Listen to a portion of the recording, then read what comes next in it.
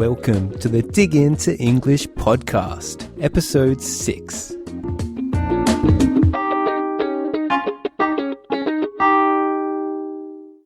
Hello, or g'day, as some people say in Australia, and thank you so much for listening to the 6th episode of the Dig Into English podcast from digintoenglish.com. In the next few episodes, we're going on a tour. I'm going to take you on a tour of some Australian cities, but not to the famous places you might visit on a very short trip to Australia. A lot of people know about Sydney, Australia's biggest city, and about Cairns, which is a warm, tropical city in the northeast of Australia, near the Great Barrier Reef. Maybe even more people know about the big rock in the middle of Australia, Uluru. These are all popular tourist destinations, which means that many tourists visit these places. Instead of introducing Australia's most popular tourist destinations, I'm going to tell you about some other cities that are less well known, but just as interesting. I'll start by taking you to my hometown, Adelaide. We'll relax at the beach, grab a coffee at a cafe, visit a winery, and maybe attend a festival or two. So, let's go. Or, if you want to use a slang expression, let's hit the road. Adelaide is the capital city of the state of South Australia. Adelaide was founded in 1836, so it's not a very old city. Indigenous Australians, who were the first people to live in Australia, have lived here for about 40,000 years, but the British only started living in Australia in 1788. In Europe, I ate at a restaurant that was established, meaning it was built, in 803. I thought, wow, that's 1,000 years older than Adelaide. Compared to some other cities, Adelaide is certainly young, but there's still a lot to discover there. The Central Business District, or the CBD, of Adelaide is a very small square. It's only 1 mile by 1 mile, which is another way of saying that it's 1 mile on each side. That's 1.6 kilometers, unless you're strange like Americans and count in miles. The layout of the city is very simple, so it's hard to get lost. There are parks all around the city centre, so you can find lots of great places to have a relaxing picnic lunch. Another place to relax is on the beach.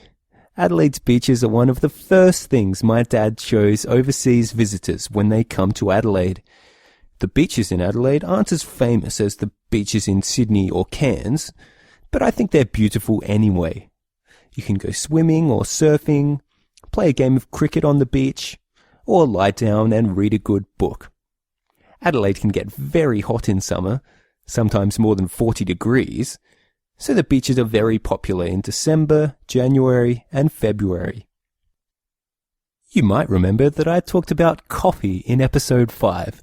Well, if you want to grab a coffee, then Adelaide is a great place to do that.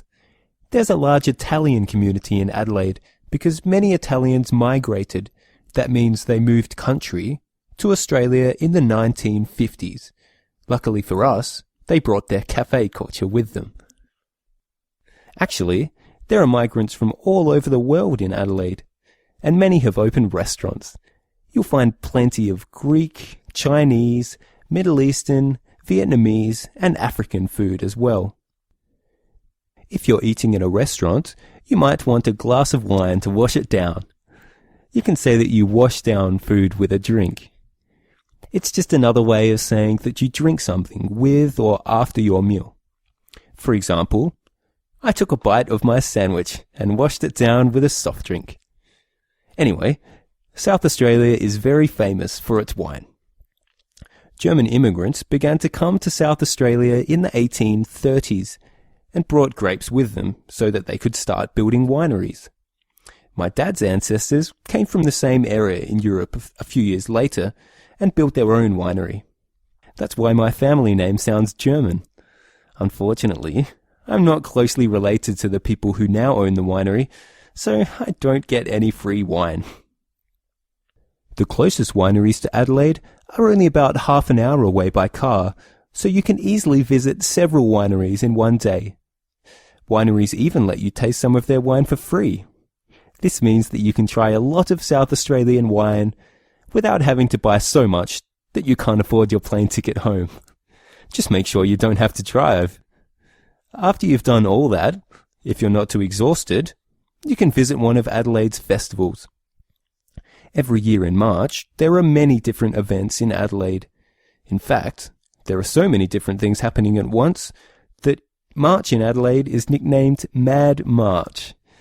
The city in March is always bustling with activity, which means that it's busy and lots of things are going on. You can choose whether you want to see a play, a comedy show, a dance performance, or something else. If you get bored in March, then there's something wrong with you. Of course, there are lots of events in other months of the year as well. Plus, there are fewer people around, so it's a bit easier to relax. If you can't visit Adelaide in March, don't worry, because you'll still find plenty of things to do. Wow, I must sound like a tour guide because I'm only saying positive things, right? I guess I should mention a few downsides to living in Adelaide as well. It's smaller than some other cities in Australia, with about 1 million people, and some people prefer big cities. Some of my friends have left Adelaide because they say that it's boring or that it's easier to find a job in a big city. I often hear that Adelaide is a good place to live when you're retired, but not so good for young people. Maybe this is true, but I also have a lot of young friends who are extremely happy in Adelaide and wouldn't ever want to leave. I think it all depends on your personal preferences.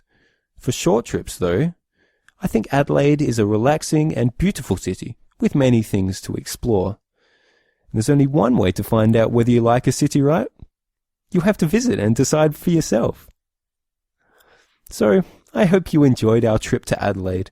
Remember that you can download the script for this episode from digintoenglish.com/episode 6.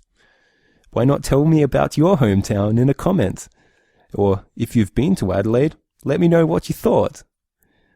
I'll post some more photos of Adelaide on the Dig Into English Facebook page, facebook.com/digintoenglish. Next Friday, we'll continue our tour around Australia. We're going to visit another city I've lived in. It's the capital city of Australia, Canberra. There'll be some more episodes before next Friday as well.